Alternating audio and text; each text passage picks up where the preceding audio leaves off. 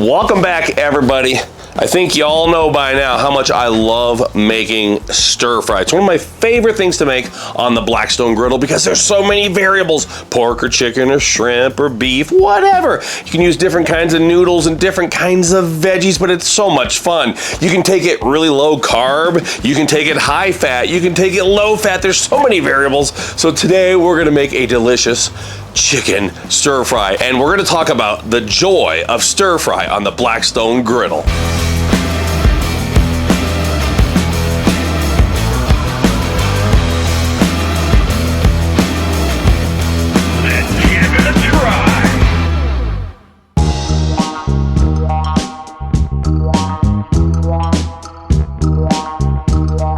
Still rocking that brand new Blackstone Bronco XL griddle smoker combo, and always high heat, really high heat when you're making stir fry. Just like when you go to the local Chinese takeout places. I don't know what that is.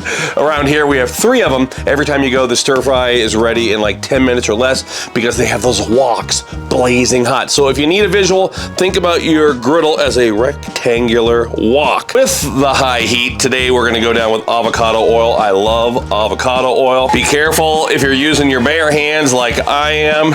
I always like to rub a coat of oil in before and after each cook. I like the griddle to maintain its seasoning. Look at that, it is slick and it is pretty. Chicken thighs, this is probably 2.5 pounds of chicken thighs, boneless and skinless. And as you can see, I went in there with my knife and I got a little more of the skin off, and we diced into small pieces. Right in the middle of chicken world, gonna go down with a little more avocado oil. Today we have the garlic paste. You know I love garlic in all forms. I love garlic paste, I love fresh, but garlic paste because we're going quick. Ginger paste, a little bit of ginger paste. Check these out, shishito peppers with the seeds. I have them marinating the last 30 minutes or so in some avocado oil. Check out that sear. Look at that gorgeous sear on that chicken. Gonna move the chicken over here to the left. A little more avocado oil. This is a broccoli slaw. I picked this up at the grocery store. It's great. What I don't like about it is there's not a lot of carrot, and I realize that I have a lot of green things here today. So I went ahead, picked a few carrots out of the fridge, and shaved them up with a little carrot peeler. Easy peasy. With stir fry, what I love is you don't need to follow a specific recipe.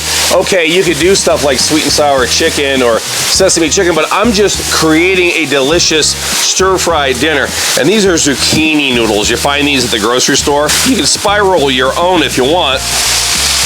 Down into the pile of veggies. Need a little more color, and I found these beautiful red and yellow bell peppers. We're gonna put those in there along with some red onion. Stir fry is so much fun. If I could give one piece of advice, that is it right there. Colorful. Why not make it colorful? All right? You want it to be pleasing to the eye and pleasing to the palate. Let's check out our chicken. Look at that. Gorgeous pieces of chicken. It's got a good color on there already.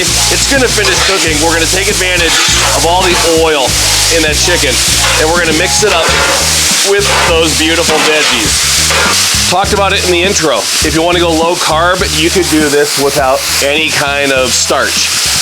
If you want to, you can use rice. You can use noodles. Today I'm going to use these Hokkien noodles. I love them. You buy these in the grocery store. They have udon noodles. They have different kinds of Thai noodles like this as well. I love them. You could even go with cauliflower rice. That's right. Cauliflower, I can't say it. Cauliflower rice is a good option as well. People that are going low carb love it. So down with a couple packs, 3 packs of the noodles. Now these noodles by themselves are pretty bland. They don't taste like much. So the magic happens on the griddle.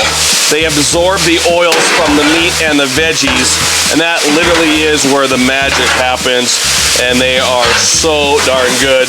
I season stir fry a different way just about every time. Today I'm going to use the Blackstone Island stir fry. It's just great. It has all kinds of good seasoning, and it even has little sesame seeds in there. See that? Really nice. Perfect for any kind of stir fry.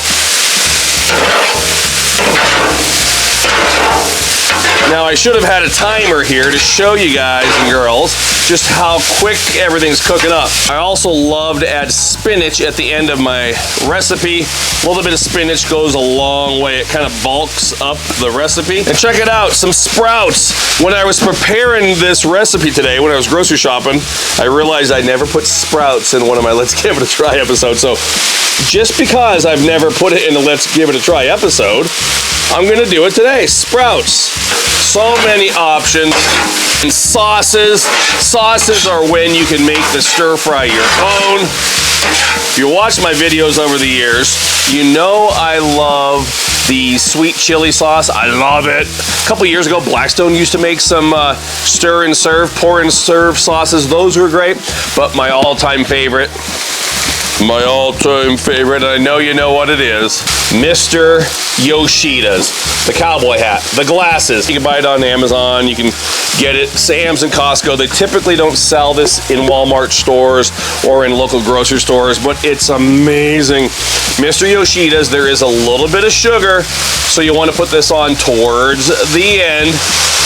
And I'm also going to go on record as saying it's the favorite, my favorite, the best teriyaki sauce on the market. There are other companies that make teriyaki types of sauces. And in my opinion, I've been cooking on a Blackstone over 12 years. Nobody does it like Mr. Yoshida's, but you will see it caramelizes real quick. There is sugar, so you always want to put that on right toward the end. So if you have a special sauce that you like, let me know in the comments down below.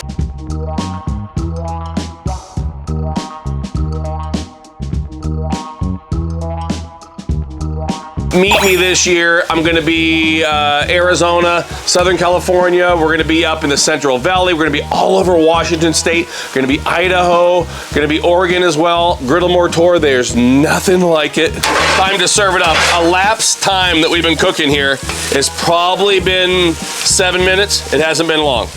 Here we go. Stir fry onto the platter. It looks beautiful. It's green, it has red, it has orange, all kind of nice colors, as some crazy people do. A post dusting on top. Take a look at that.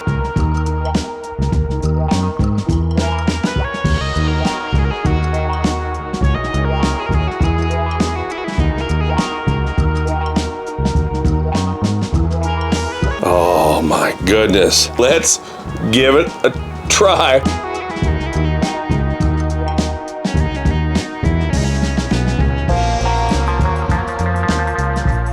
It is packed with so much flavor. One of the reasons why I learned to like the noodles with stir fry early on is because they're huge, right? There's a lot more real estate than what you get with rice. So they're like, what did I used to call them? I used to call them flavor transport vessels. They're amazing noodles. They look perfect. See, you got the zucchini noodles, you got those shredded carrots that I made, and they just look perfect in a stir-fry dish. Look at the different colors. See that red bell pepper? Man, just pops out. If we do need a name for this, since I'm just calling this video the joy of stir-fry, I guess we'll call it Todd's Stir-Fry number 17, because I've probably made like 50 different versions of stir-fry. So Todd's Stir-Fry number 17. Let's clean this nasty, unsightly griddle. Who did this? Grab your scraper, clean off those spatulas. First rule of cleaning the griddle, the same as the first rule of cooking stir-fry, high heat. You want to leave it on high heat. That's my recommendation. Grab your griddle scraper, get in there like this, and gently scrape everything off the griddle. Don't make the mistake that some first-timers make when they grab their scraper and they literally dig it in there sideways, and they pretty much negate the whole seasoning process from the beginning anyways, because we're building a seasoning. You don't want to scrape the seasoning off, so you're skimming it off like this. Get all that gunk, all the food residue. Now, if the camera wasn't rolling, would I eat that? You better believe I would. That's some good eating right there. So get all that junk off your griddle top. Stir fry is arguably gonna be the most dirty, messy thing you clean off your griddle. Quesadillas and steaks and burgers, that's really clean, straightforward stuff, but look at this mess. See, we have that sugary residue on there from the sauce. So for stir fry, I definitely recommend a little bit of water. Put it down on the griddle top, you're immediately gonna get a lot of steam. That steam is literally gonna deglaze the griddle top. You can see it pulled all that gunk off the top of the griddle. If I was just making quesadillas or steaks, I would not be using water because we don't have that sugary residue. But I wanna get all that gunk out of my griddle top. It's hot steam. I always tell people at my demos that the steam is a great exfoliant, and that's why us griddlers have such great complexions. So be careful though, it's hot. Grab a paper towel.